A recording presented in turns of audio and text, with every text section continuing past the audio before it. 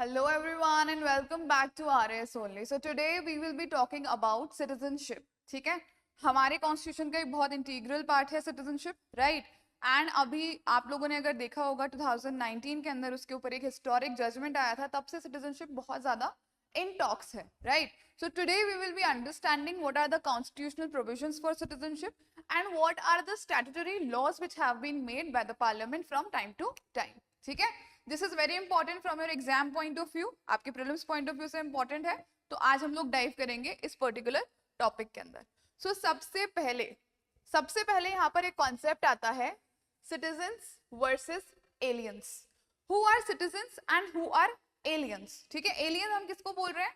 Any person who does not belongs to our country or who is not the citizen of India is considered to be as what?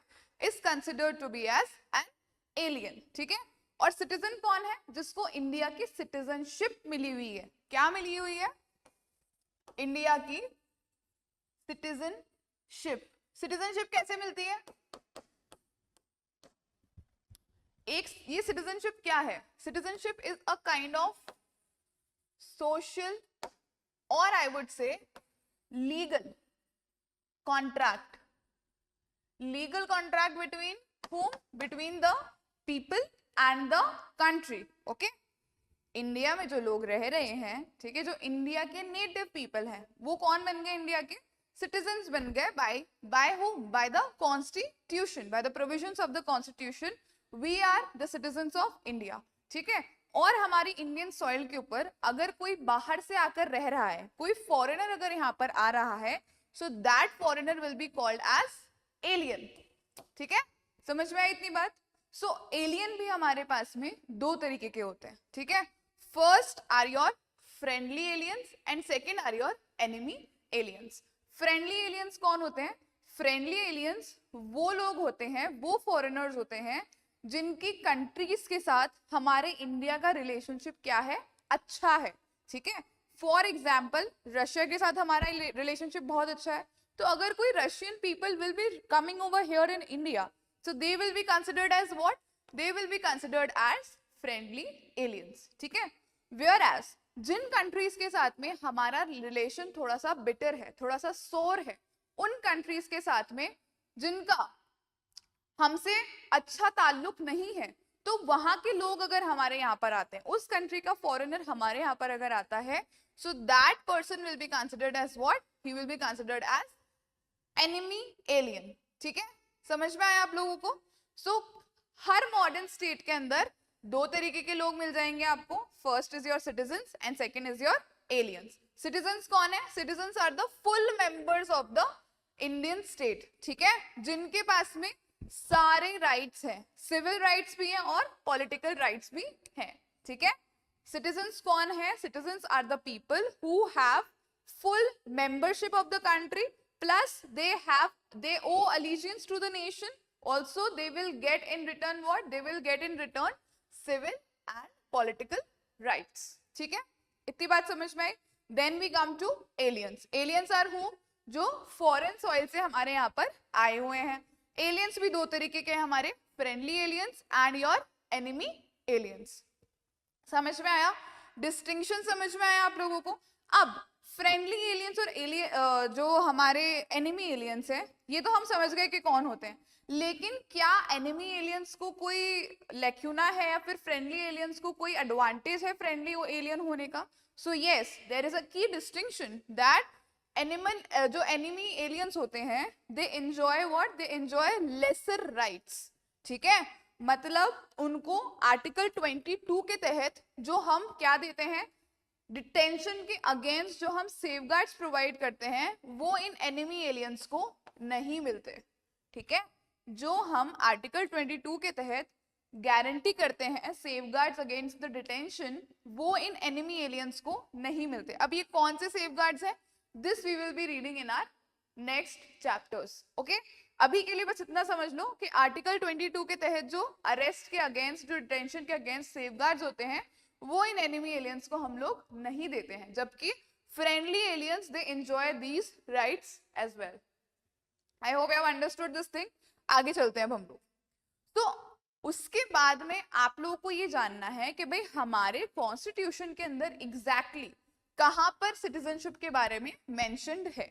So articles 5 to article 11 it mentions your what, it mentions your citizenship. ठीक है, अब article 5 to 11 में आपकी citizenship mentioned है. ठीक है, लेकिन यहाँ पर सिर्फ वो प्रोविजंस मेंशन्ड है जो only eight the time of commencement of the constitution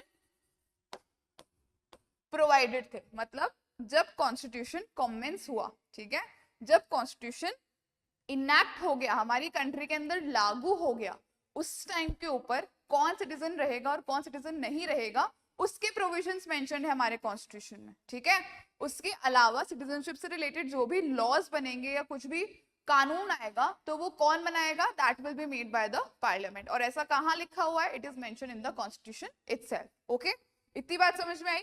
constitution में सिर्फ कौन से प्रोविजंस मेंशन्ड है, जो provisions at the time of commencement of the constitution थे, सिर्फ वो प्रोविजंस मेंशन्ड हैं.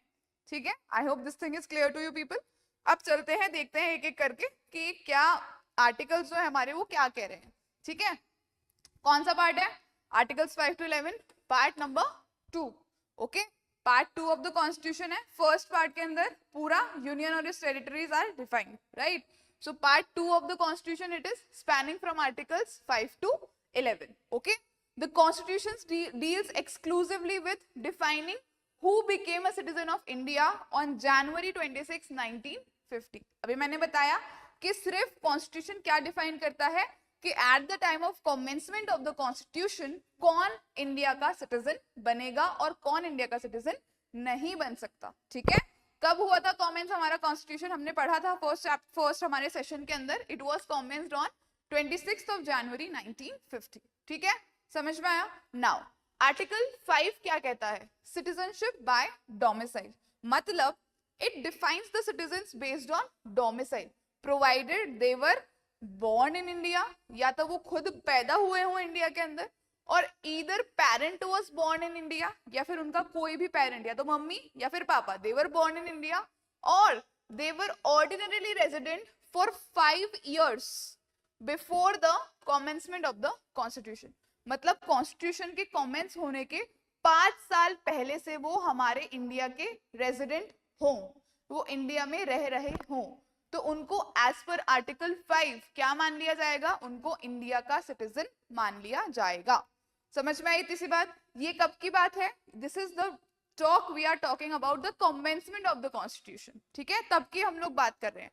मतलब 1950 के अंदर अगर कोई इंसान इंडिया में पैदा हुआ हो या तो, ठीक है, या फिर उसका कोई पेरेंट जो है या तो मम्मी या पापा वो इंडियन सिटीजन हो, ठीक है, या फिर वो 5 साल पहले तक, मतलब 1950 से 5 साल पहले से वो इंडिया में रह रहा हो, ही must B residing in India, so that person will become an Indian citizen bye domicile. ठीक है, by the place where he or she is living, he will be becoming a citizen of India by domicile. This is article what, article 5. Then article 6 and 7 it deals with your migrants. मतलब जो लोग या तो पाकिस्तान चले गए थे और वहां से वापस आए हैं, या फिर पार्टीशन के बाद पाकिस्तान से वो लोग माइग्रेट कर इंडिया के अंदर आए हैं. ठीक है, उनसे डील करते हैं आपके आर्टिकल 6 and 7. टेक्निकलिटीज में जाने की हमें जरूरत नहीं है, हमें जितनी नीड है सिर्फ हम उतना ही पढ़ेंगे, right. So it deals with persons who migrated to India from Pakistan or those who migrated to Pakistan but they returned back to India. Okay, so it deals with those people. Understood everyone? आगे चलते हैं. Article 8. अब Article 8 क्या provide कर रहा है, that the persons of Indian origin, मतलब जो इंडियन ओरिजिन के लोग हैं, जो इंडिया की मिट्टी में पैदा हुए हैं, उनके एंसेस्टर्स इंडियन ओरिजिन के हैं. सो ठीक है, so the persons of Indian origin, those who are residing outside India, shall be deemed to be citizens of India if they are registered as citizens by an Indian diplomatic or consular representative in the country of their residence. मतलब अगर कोई Indian origin का आदमी कहीं बाहर रह रहा है, किसी और कंट्री के अंदर रह रहा है, तो उसको हम इंडियन सिटीजन कब कंसिडर करेंगे, जब वो अपना रजिस्ट्रेशन करवाएगा किसी इंडियन डिप्लोमेट या फिर किसी कॉन्सुलर रिप्रेजेंटेटिव के पास में, ठीक है। इंडियन एम्बेसी जो भी है उस कंट्री के अंदर, वहां पर जाकर उस इंसान को अपना रजिस्ट्रेशन करवाना पड़ेगा, तब जाके he will be considered as the citizen of India. Okay, I hope आपको समझ में आ गया हो। नाउ की कंडीशंस क्या हैं? की कंडीशंस ये हैं कि अ पर्सन और पेरेंट और grandparent must have been born in India. जो भी हमने पढ़ा ना कि इंडियन ओरिजिन का मतलब क्या है, वो यहाँ पर हम लोग बताने वाले हैं, ठीक है। इंडियन ओरिजिन का क्या मतलब है कि या तो उसका पेरेंट या फिर grandparent, they must have been born in India, ठीक है। और ये किसके हिसाब से है? As per the government of India act of 1935, okay. और he must be ordinarily residing outside India, ठीक है, मतलब ऑर्डिनरीली बाहर रह रहा है, बाकी वो सिटीजन इंडिया का ही है, ठीक है। Then citizenship is acquired only through registration and not automatically. अगर उसने रजिस्टर नहीं करवाया उस टाइम के ऊपर तो he will not be considered as the citizen of India. क्यों? क्योंकि सिटीजनशिप ओनली रजिस्ट्रेशन के ऊपर मिलेगी, ऑटोमेटिकली नहीं मिलेगी, ठीक है। समझ में आई बात?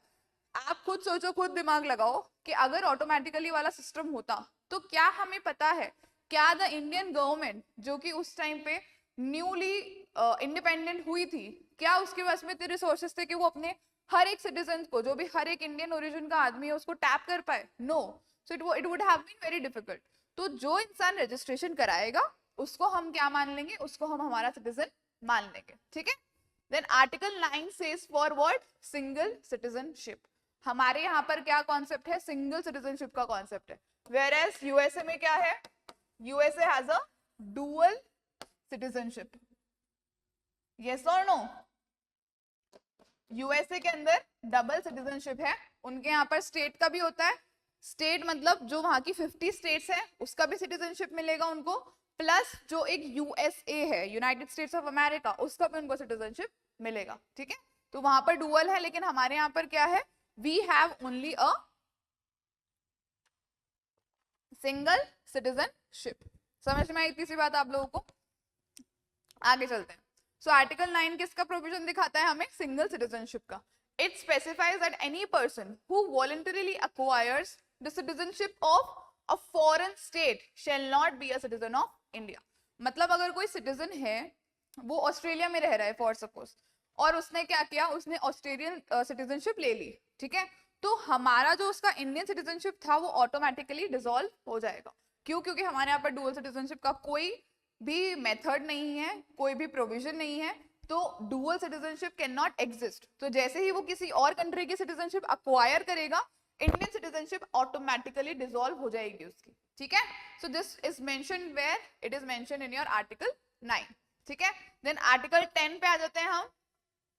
Article 10 talks about the rights, continuance of the rights of citizenship. मतलब क्या है? That every person who is or is deemed to be a citizen of India under any of the foregoing provisions of this part shall, subject to the provisions of any law that may be made by the parliament, continue to be such citizen। मतलब अगर कोई भी बंदा इन provisions के तहत अगर India का citizen बन गया है तो उसको अडहेयर करना पड़ेगा to the laws made by parliament. Parliament जो भी लॉज बना रही है उनको, उनके ऊपर उसको उस चीज को मानना पड़ेगा और उनके ऊपर उसको अडहेयर करना पड़ेगा टू कंटिन्यू हिज और हर सिटीजनशिप।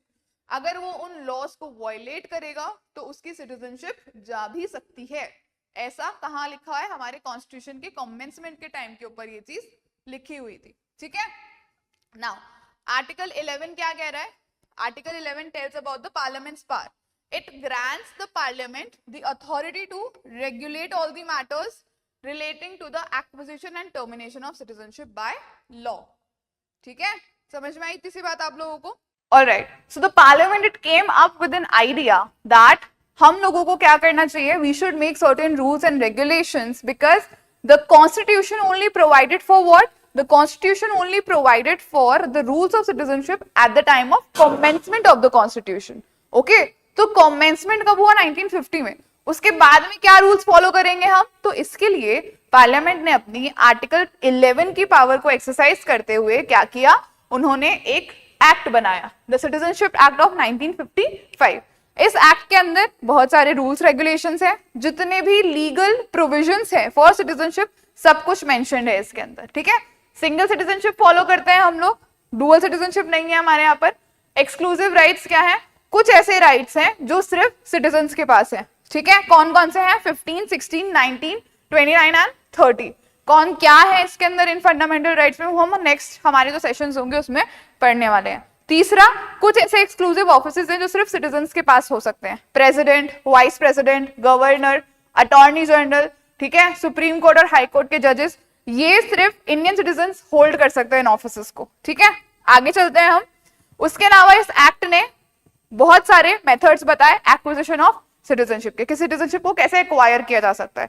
5 तरीके इसने इन टोटल बताए हैं। कौन कौन से तरीके हैं वो, सबसे पहला है birth, then is descent, registration, nationalisation and incorporation of territory, ठीक है।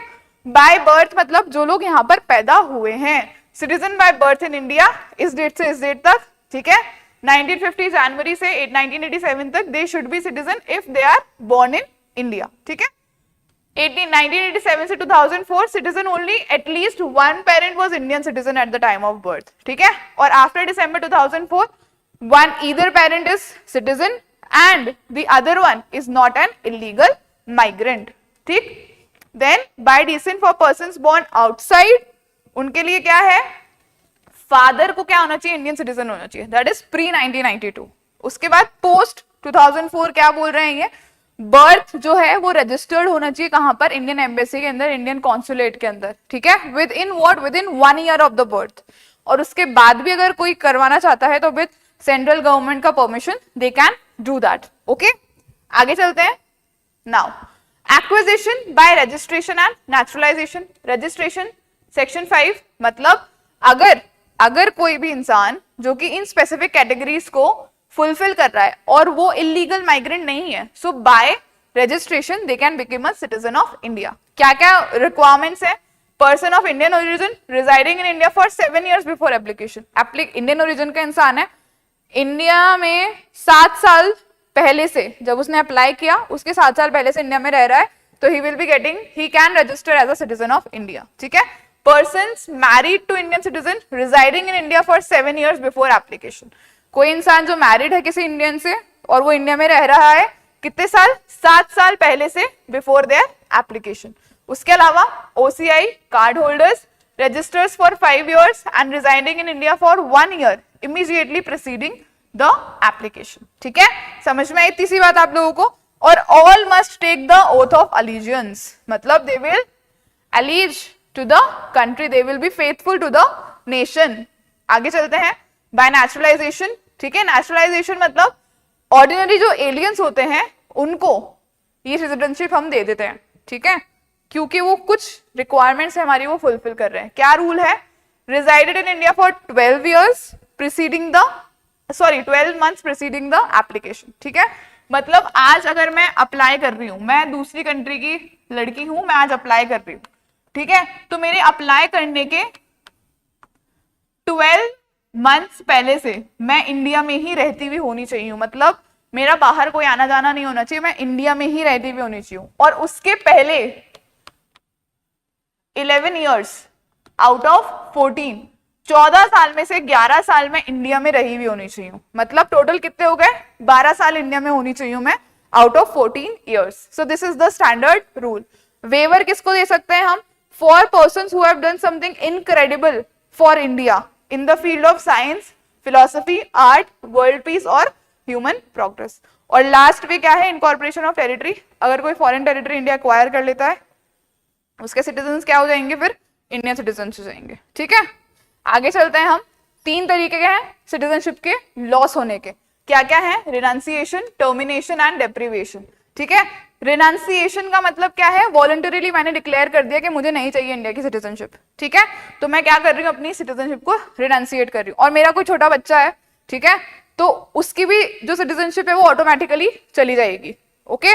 लेकिन उसके पास में एक चांस है कि वो 18 साल का जब होगा, जब वो अडल्ट बनेगा, तो वो सिटीजनशिप को दोबारा से अक्वायर कर सकता है with in 1 year after becoming 18, okay, understood. आगे चलते हैं हम। नेक्स्ट हमारा क्या बोल रहा है, ये termination, automatic secession when a citizen voluntarily acquires the citizenship of another country. समझ में आई बात? उसकी सिटीजनशिप टर्मिनेट हो जाएगी अगर उसने किसी और कंट्री की सिटीजनशिप ले ली है तो. डेप्रीवेशन मतलब कंपल्सरी टर्मिनेशन ऑफ सिटीजनशिप. क्यों? अगर उस पर्सन ने, और ये सिर्फ 3 तरीके के लोगों के लिए वैलिड है, जिन्होंने रजिस्ट्रेशन के थ्रू सिटीजनशिप ली है, नेचुरलाइजेशन के थ्रू ली है, या फिर इनकॉर्पोरेशन ऑफ टेरिटरी के थ्रू ली है. ठीक है, उन्होंने कॉन्स्टिट्यूशन की तरफ डिसलॉयल्टी दिखाई है, ठीक है, या हमारे लॉस की तरफ कोई डिसलॉयल्टी दिखाई है, या किसी एनिमी स्टेट को इंफॉर्मेशन पास करी है, कोई सीक्रेट इंफॉर्मेशन, तो फिर उनकी जो है उनको हम सिटीजनशिप से डेप्रीवेट कर देते हैं. ठीक है, तब तरीके समझ में आए. उसके बाद में आता है आपका 2019 का सिटीजनशिप अमेंडमेंट एक्ट, जिसके ऊपर बहुत बवाल हुआ था. इस एक्ट में बेसिकली क्या होता है, आपके 3 हमारी जो नेबरिंग कंट्रीज है, that is Bangladesh, Afghanistan and Pakistan. ठीक है, तीनों हमारी नेबरिंग कंट्रीज है, मुस्लिम मेजॉरिटी स्टेट्स है. तो गवर्नमेंट ने बोला कि यहाँ पर, ठीक है, यहाँ पर जो रिलीजियस माइनॉरिटीज हैं, that is Hindu, Sikh and Jains, Buddhist, Parsis and Christians, ये जो ये कम्युनिटीज हैं जो कि यहाँ पर माइनॉरिटीज हैं, तो इनके साथ में क्या होता है, इनके साथ में अगर कोई अत्याचार होता है, ठीक है, या फिर इनको प्रताड़ित किया जाता है इनके देश में, तो they people can come easily to India. Okay, they people those who have already come to India, जो ऑलरेडी आ चुके हैं लोग. कब से? There is a date, December 31, 2014 के अंदर जो ऑलरेडी एंटर हो चुके हैं इंडिया के अंदर, they will be exempted from being treated as illegal migrants. उनको exempt कर दिया जाएगा, उनको illegal migrant नहीं माना जाएगा, और वो नेचुरलाइजेशन से सिटीजनशिप भी ले सकते हैं. ठीक है, और उनको वो 12 साल का वो पूरा नहीं करना है, 11 years और 12 months का वो पूरा नहीं करना है, उनको सिर्फ 5 साल का रिक्वायरमेंट फुलफिल करना है. उनकी एप्लीकेशन से 5 साल पहले तक वो बस यहाँ पर रहने चाहिए. ठीक है, एक्सक्लूजन और सेफगार्ड्स क्या दिए हुए हैं? ये जो एक्ट है, ये जो ये अमेंडमेंट आया है, this amendment it will not be applying to the 6th schedule areas. 6th schedule के अंदर जो स्टेट्स हैं, जैसे कि असम, मेघालय, मिजोरम, त्रिपुरा, इन स्टेट्स पे अप्लाई नहीं होगा. और the areas where which are protected by your inner line permit as per the Bengal Eastern Frontier Regulation. समझ में आई 2 exceptions. So this was all about your citizenship. अब हम देख लेते हैं कुछ क्वेश्चंस जो कि एक्सपेक्टेड हो सकते हैं. Consider the following statements regarding Indian citizenship. The Constitution of India provides a complete code for acquisition and loss of citizenship. Does the Constitution provided? No. सिर्फ कौन सा है? कमेंसमेंट वाला है. तो ये स्टेटमेंट क्या हो गई आपकी? गलत हो गई. ठीक है, then Parliament is empowered to regulate citizenship after the commencement of Constitution. Yes, Article 11. कौन सा आर्टिकल है? Article 11, right? India follows the principle of single citizenship. Absolutely correct. कौन से correct है? 2, 2 and 3. A option is your correct option. आगे चलते हैं हम. With reference to Article 9, which of the Constitution consider the following statements? It prohibits dual citizenship in India. क्या बोल रहा है ये? That it prohibits what? It prohibits dual citizenship in India. ठीक है? Okay, आगे चलते हैं. It applies to both citizens by birth and citizens by naturalization. क्या बोल रहा है? It applies to both citizens by birth and citizens by naturalization. ठीक है? Okay, consider करते हैं हम इस स्टेटमेंट को भी. आगे चलते हैं, हम हमारी दूसरी स्टेटमेंट देखते हैं. What is the next statement? That it leads to what? It leads to automatic termination. क्या बोल रहा है ये? देखो टर्म समझना है आपको. ठीक है, it leads to what? Automatic termination of what? Of Indian citizenship. तीनों स्टेटमेंट्स आपको आई होप समझ में आई होंगी. Yes or no? So first statement, it prohibits dual citizenship, is absolutely correct. It applies to both citizens by birth and citizens by naturalization. हमने क्या देखा था? हमने देखा था by birth वालों के ऊपर अप्लाई नहीं होगा. किसके ऊपर होगा? by registration, by naturalization और by acquisition of territory. So this statement becomes what? This statement becomes wrong. It leads to automatic termination of Indian citizenship. Absolutely correct. So your correct statements will be option number 1 and 3. Okay, so I hope this statement is clear to you people. आगे चलते हैं हम हमारे next question की तरफ. Which of the following is not a method of acquiring Indian citizenship under the Citizenship Act of 1955? Birth है, descent है, naturalization है, domicile है क्या? No, it is not there. Okay, so your correct option is option number C. आगे चलते हैं हम. Which of the following is or are excluded from the applicability of Constitutional Amendment, Citizenship Amendment Act of 2019? Six schedule areas, yes, absolutely correct. Inner line permit areas, yes, absolutely correct. तो both 1 and 2 is the correct option. आगे चलते हैं हम. Which of the following rights is not available to OCI card holder? अब ये चीज जो है ये हमने ऑलरेडी डिस्कस करी थी. ओवरसीज सिटीजन्स ऑफ इंडिया के अंदर येस और no. Overseas citizens of India पता है ना आप लोगों को क्या होते हैं. तो इससे रिलेटेड एक क्वेश्चन है जो कि मैं आपके लिए लेकर आई हूं. इसका आंसर जो है आप लोग हमें कमेंट सेक्शन के अंदर बताओगे. क्वेश्चन क्या है, इसमें से क्या करेक्ट नहीं है. Not available to OCI card holder. Multiple entry, life long visa, right to vote, party parity with NRIs in education, economic and financial rights. ठीक है, सो बहुत इजी आंसर है इसका. आप लोग खुद दिमाग लगाओ कि हम ओसीआई कार्ड होल्डर्स को इनमें से क्या दे सकते हैं और क्या नहीं दे सकते हैं, and answer in the comment section. ठीक है, I hope today's session was helpful for you people. Citizenship के अंदर इतना कर लिया, it is more than enough for you. So thank you so much and we'll meet again in the next session.